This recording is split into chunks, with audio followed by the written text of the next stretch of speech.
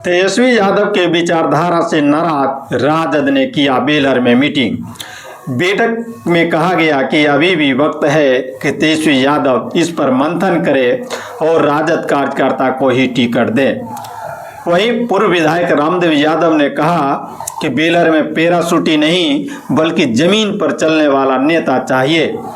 बैठक के दौरान पैराशूटी वापस जाओ, पैराशूटी नहीं चलेगा, पैराशूटी नहीं चलेगा, नहीं चलेगा जमकर नारा लगाया। हमारा एक एक खून का कतरा राष्ट्रीय जनता दल के लिए समर्पित है।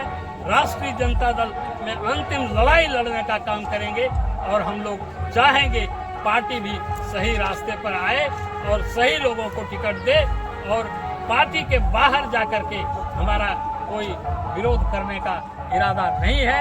अंतिम लड़ाई तक हम लोग लड़ रहे हैं। तेजस्वी यादव जी से, लालू जी से, सब लोगों से आग्रह कर रहे हैं कि बेलहर को बचाइए। बेलहर को आप झोंकने का काम नहीं कीजिए, बेलहर को आग के लपटों में जलाने का काम नहीं कीजिए। बेलहर की आवाज को सुनिए और बेलहर की आवाज के अनुसार ही यहाँ उम्मीदवार बनाइए।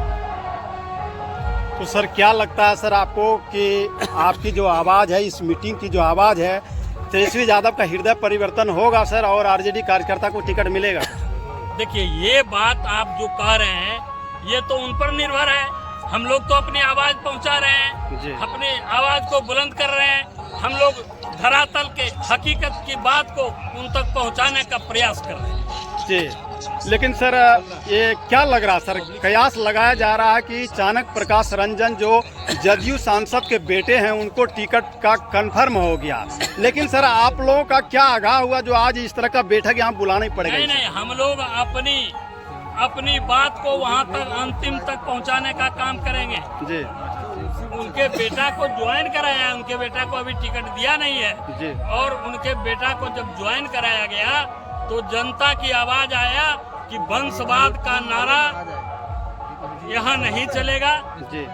यहाँ की जनता को यह बात बर्दाश्त नहीं है कि एक ही घर में जेडीयू का सांसद और उनका बेटा आरजेडी से विधायक, ये बात बर्दाश्त करने का योग्य नहीं है। इसीलिए हम सब लोगों ने यहाँ विचार विमर्श करने के लिए, पार्टी के लोगों को बात करने के लिए, उनको सांत्वना देने के लिए, उनसे विचार विमर्श करने के लिए, उनकी बातों को सुनने के लिए, उनके इरादों को जानने के लिए हम लोग यहाँ आज बैठक बुलाए थे।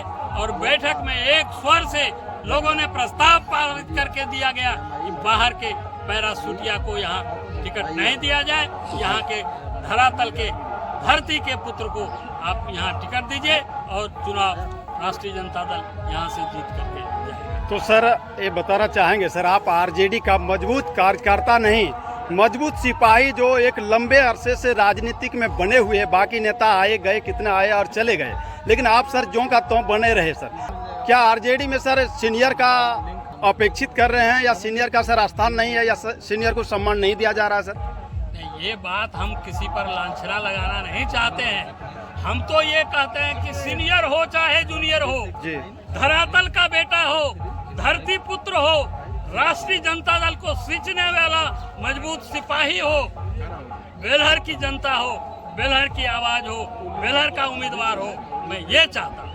सर जो सुनने में आ रहा है सर, आपके बेटे जो डॉक्टर कुंदन कुमार हैं सर, वो रिजाइन दे दिए हैं सर, क्या ये सच्चाई है सर? नहीं, ये सब बात मैं नहीं कह सकता हूँ।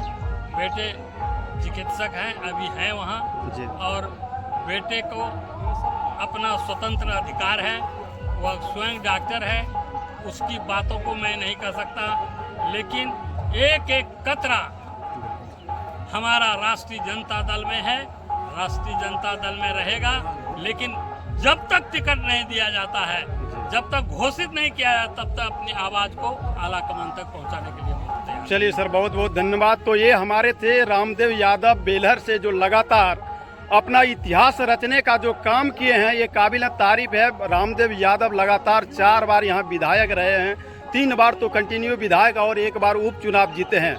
तो अब ये दिलचस्प आने वाले समय में होगा कि यहाँ क्या कुछ होता है आज। लेकिन आरजेडी कार्यकर्ता में एक इस तरह का भावना उत्पन्न हुआ कि कहीं न कहीं टिकट जो पैसे के बल पर दूसरे को दिया जा रहा है। लेकिन उसी के उपलक्ष्य में आज यहाँ एक बैठक रखा गया, निर्णय बैठक रखा गया। इस बैठक में क्या कुछ निर्णय होता है अब आने वाले समय में बताएंगे जब टिकट का निर्णय हो जाता है। लेकिन फिलहाल जो अभी हमारे वर्तमान बेलहर के जो पूर्व विधायक रामदेव यादव हैं, इनका कहना है कि हम पार्टी में बने रहेंगे, पार्टी में ही हमारी मृत्यु हो जाएगी, लेकिन अंतिम सांस तक और एक एक कतरा मैंने आरजेडी में बहाने का जो काम किए हैं, अंतिम समय तक हम आरजेडी में बने रहेंगे। फिलहाल अभी किसी तरह का कोई कैंडिडेट या किसी तरह का स्वतंत्र उम्मीदवार के लिए कोई परिलक्षित नहीं हो रहा। तो चलिए, तमाम खबरों में बने रहने के लिए आप सबों को बहुत बहुत धन्यवाद। आभार। जय हिंद, जय भारत।